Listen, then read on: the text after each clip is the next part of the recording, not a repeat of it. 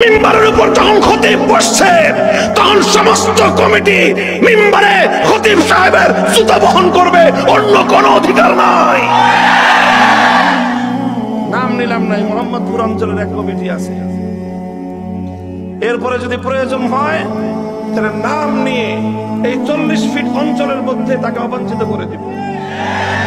আলেম ওলামাদের আভ্যন্তরীণ বিষয়ে 2 পয়সার মালিক হয়ে এসে মধ্যখানে তোমরা দখলদারি করো। আলেম ওলামাদের মীমাংসিত বিষয়কে, মীমাংসার বিষয়কে, সুন্দর উদ্যোগগুলোকে তোমরা মধ্যখানে অন্তরায় হয়ে বাধা দেওয়ার চেষ্টা করো। 1 দিন 2 দিন 3 দিন, কিন্তু হুজুরের সাহস ছিল সেরকম। কোন একদিন কোন এক কারণে মসজিদের কেউ একজন আইসা হুজুরের বয়ান চলাকালীন সময় একটা কিছু বলছে, তো হুজুর ধমক দিয়ে উঠছেন। পাশ থেকে আরেকজন কমিটি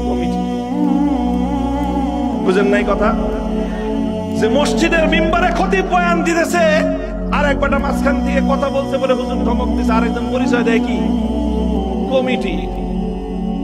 হুজুর বলছেন কমিটি কি জিনিসের নাম? খতিব সাহেবের সামনে কমিটি কি জিনিসের নাম? মসজিদ চালাবে। মিম্বারের উপর যখন খতিব বসছে তখন সমস্ত কমিটি মিম্বারে খতিব সাহেবের জুতা বহন করবে, অন্য কোনো অধিকার নাই। আমি তো সেই মুফতি মনসুর সাহেবের ছাত্র। আপনারা 2001 সাল থেকে কি কথা শুরু করলেন হুজুর, যে কমিটি কমিটি কমিটি কমিটি এই